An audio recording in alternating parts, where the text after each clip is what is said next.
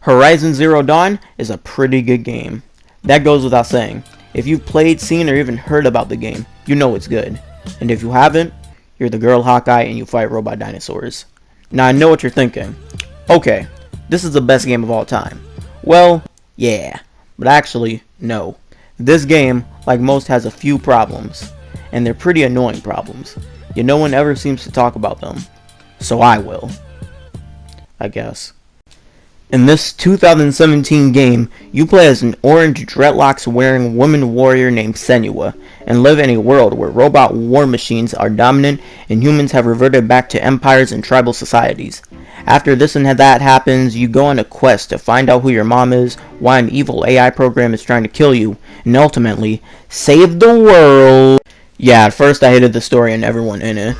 Most characters fall into a category of cool and kind, devoted dickheads, or creepy and crazy, which don't make too interesting of characters.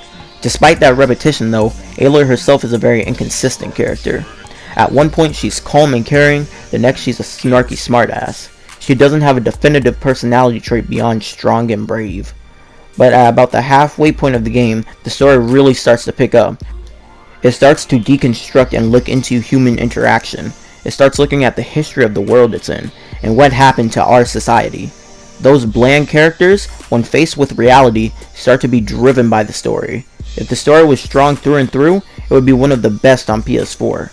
But it wasn't, so it's not. It's still pretty good though. In terms of presentation, I stand strong in the opinion that this is the best looking game on PlayStation, only competing with a few games like Red Dead and Uncharted. And where most of those games try to emulate real life, Horizon goes out of its way to look better.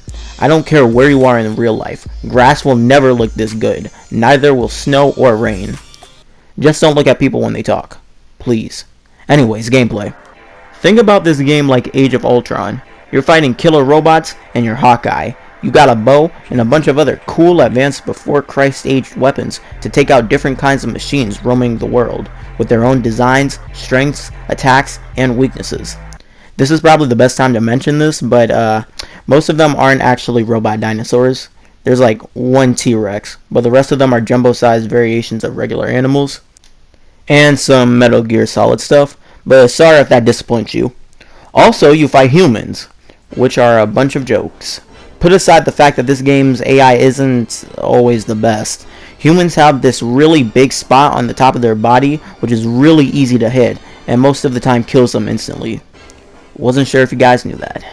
Getting back on topic, combat encounters consist of stealth, where you hide in a bush, stab something, then run back to a bush, or an all-out fight where you run and jump around hoping to hit something.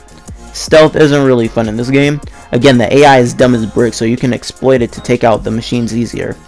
But it's clear by later in the game that stealth is only really a side mechanic used to take some of the health off the enemy, and then get to the real fighting, which is always fun, unless it's humans.